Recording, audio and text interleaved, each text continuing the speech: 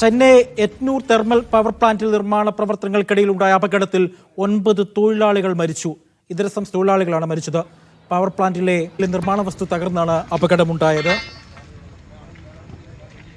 National ഡെസ്കിൽ നിന്ന് അജ്മൽ ദിറാറുണ്ട് വിവരങ്ങൾ നൽകാനായി. അജ്മൽ, തമിഴ്നാടിനെ സംബന്ധിച്ചിടത്തോളം മറ്റൊരു ദുരിത വാർത്ത കൂടി തൊട്ടടുത്ത ദിവസം എത്തിയിരിക്കുകയാണ്. ഇതെന്താണ് ശരിക്കും സംഭവിച്ചത് അജ്മൽ? അജി, ചെന്നൈയിലെ എന്നൂരിലുള്ള താപവൈദ്യുതി നിലയത്തിലെ 30 അടി ഉയരമുള്ള സ്റ്റീൽ കമാനം നിർമ്മിക്കുന്നതിനിടെ ഉണ്ടായ അപകടത്തിലാണ് 9 തൊഴിലാളികളുടെ മരണത്തിലേക്കും 5 തൊഴിലാളികൾക്ക് അപകടം സംഭവിക്കുന്ന നിലയിലേക്കും കാര്യങ്ങൾ എത്തിപ്പെട്ടത്.